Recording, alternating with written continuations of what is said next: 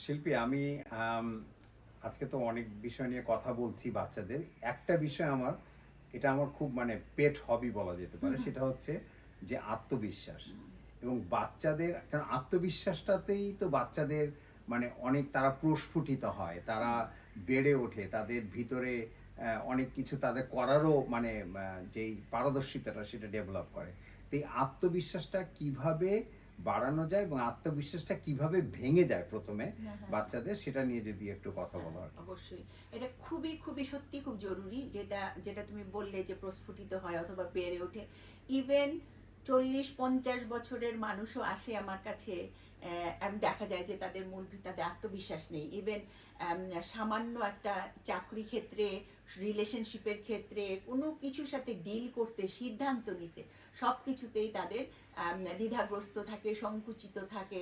তো সেই জায়গাটায় এই আত্মবিশ্বাসটা কিন্তু একেবারে ছোটবেলা থেকেই গড়ে উঠাতে সাহায্য করে, এবং সেটা বাবা মার সাহায্যেই হুম। সম্ভব হয় আর কি।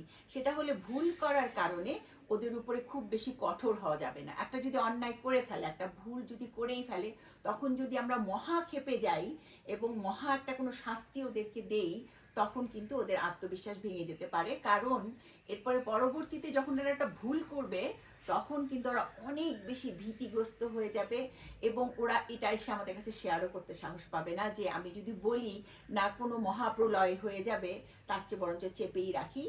এভাবে কিন্তু ওদের আত্মবিশ্বাস ওরা হারিয়ে ফেলে। মনে রাখতে হবে যে ভুল করাটা তো জীবনেরই একটা অংশ। আমরাও তো ভুল করছি, বড়রাও তো করছি। আমরা ইনফ্যাক্ট আমৃত্যু ভুল করব, মৃত্যুর দিন হুম। পর্যন্ত আমরা ভুলই করতে থাকবো। সো ভুলটাকে যখন ওরা নিয়ে আসে, সেটাকে উইদাউট ইভেন এনি জাজমেন্ট ওদের এই কথাটা আমাদের শুনতে হবে, এবং সেইভাবে ওদেরকে অনেক বেশি কঠোর শাস্তি দেওয়া থেকে বিরত থাকতে হবে। ওদের জন্য সব কিছু করে না দিই, এটা আমরা খুব বেশি করে দিয়ে থাকি আমাদের হুম। সমাজে। বাচ্চাদেরকে সবকিছু খাইয়ে দেওয়া থেকে শুরু করে কোন জামাটা পরবে, কোন খাবারটা খাবে, কোন কাজটা করবে, ডিসিশন নেয়া থেকে শুরু করে করে দেয়া, আমরা হুম। সবটাই ওদেরকে করে দিই। কারণ আমরা ওদের অনেক বেশি ভালোবাসি, ওদের কষ্ট হবে না এটা ভেবে আমরা নিজেরাই কাজটা করে দিই। এটাতে করে হয় কি, ওরা নিজেরা যে কাজটা পারে সেই বিশ্বাসটা ওদের মধ্যে আসে না, এবং এই যে পরবর্তীতে সিদ্ধান্ত, আবার সব কিছুতে কিন্তু সিদ্ধান্ত মেকিং এর একটা ব্যাপার থাকে, যেটাতে ওরা দুর্বল থাকে, ওরা করতে পারে না কাজটা, কারণ ওরা জানেই না এটা কি আমি পারবো, এটা কি আমার জন্য ঠিক হবে, কাপড় চুপড় থেকে শুরু করে সব কিছুতে। আরেকটা হলো যে, এর আগেও বলেছি, বাচ্চাদের দুর্বলতাটাকে কখনো হাইলাইট করা যাবে না, ওদের স্ট্রেংথটাকে হাইলাইট করতে হবে। দুর্বলতাটাকে যদি আমরা হাইলাইট করতে থাকি সবসময়, তুমি তো এটা পারো না, তোমার দ্বারা হবে না, তুমি এটা গতবার পারোনি, তুমি তো অঙ্কে ফেল করেছো গতবার, এই যে জিনিসগুলো আমরা হাইলাইট করতে থাকি, ওর মাথাটা ভালো না, ও অঙ্কে কাঁচা, কি ও ইংরেজিতে কাঁচা, বা ইতিহাস যেটাই হোক না কেন, এই যে দুর্বলতাটাকে যদি আমরা সারাটাক্ষণ বলতে থাকি, ওরা ওদের ভেতরে যে স্ট্রেংথটা আছে সেটা হুম। ওরা নিজেরাই ভুলেই যাবে। ওদের মনেরই থাকবে না যে আমি কিসে ভালো, আমি হুম। কি পারি। এই এই জিনিসটাই ওরা ভুলে যাবে। শুধু ওরা জানবে আমি পারি না, আমি পারি না, আমি পারি না, এবং সেই জিনিসটাই ওদের ভেতরে থাকবে, এবং সেখানে ওরা আত্মবিশ্বাস একেবারেই হারিয়ে ফেলবে। এবং এইটা শুধু ছোটবেলায় না, হুম। আনফর্চুনেটলি অনেক অ্যাডাল্ট মানুষ, 50-60 বছরের মানুষকেও আমি দেখেছি যে তাদের আত্মবিশ্বাসের অবস্থা খুবই খারাপ, এবং সেটা অনেক সাফার করে, অনেক সব কিছুতে, রিলেশনশিপ, চাকরি বাকরি, সব কিছুতে ওরা অনেক বেশি সাফার করে আনফর্চুনেটলি। আত্মবিশ্বাসটা আসলে ছোটবেলা থেকেই তো এটা গড়ার কথা। এক্স্যাক্টলি। আর একটা বিষয় আমি আমি আমি এটা মানে তুমি প্রায় আলাপ করো, হয়তো বা তুমি আরেকটু ইলাবোরেট করতে পারবে, সেটা হচ্ছে তুলনামূলক। ও ইয়েস। তুলনামূলক মানে পার্টিকুলারলি বাবা মা হুম হুম। বয়োজ্যেষ্ঠদের কাছ থেকে বাচ্চারা যখন তুলনামূলক কোনো আলোচনা শোনে হ্যাঁ বা তুলনামূলক অ্যাপ্রিসিয়েশন শোনে, হ্যাঁ বা মানে যে হ্যাঁ।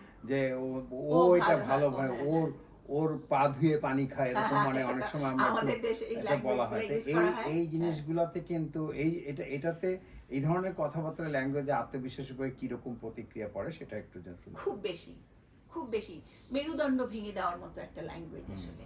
যে আপনি যদি আপনার সন্তানকে পাশের বাড়ির অমুকের সাথে তুলনা করেন, ওকে দেখো ও কত পড়ছে তুমি পড়ছো না, ও ভালো রেজাল্ট করছে তুমি পারছো না, পাশের বাড়ির কথা বাদ দিলাম, নিজের ভাই বোনদের সাথেও যদি তুলনা করা হয় যে তোমাকে তো একই খাওয়াচ্ছি, একই জায়গায় পাঠাচ্ছি, একই রকম টিউশনি করাচ্ছি, তোমার ভাই এটা পারছে তুমি কেন পারছো না, এই ধরনের কনভারসেশন যদি বাড়িতে থাকে এবং এই ল্যাঙ্গুয়েজের কথা বলছিলে একটু আগে, এই ল্যাঙ্গুয়েজগুলো একটা বাচ্চার মেরুদণ্ড ভেঙে দিতে পারে ফর এভার, শেষ জীবনটা আর কোনোদিন কোনো রকমে হয়তো বাঁচবে, বাট ভালোভাবে বাঁচতে পারবে না।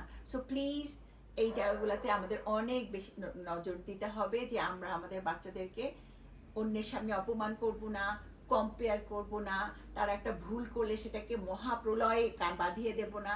এই জিনিসগুলো যদি করি তাহলেই আমরা আমাদের বাচ্চাদেরকে আত্মবিশ্বাসী বানাতে পারবো, যেটা পরবর্তীতে ওরা সব কিছুতেই অনেক বেশি সাফল্য লাভ করতে পারবে। শিল্পী, খুব ভালো লাগলো। আত্মবিশ্বাসটা আসলে আমার কাছে খুবই একটা ইম্পর্টেন্ট জিনিস। আমার মনে হয় আমার কাছে না, সবার কাছেই হওয়া উচিত।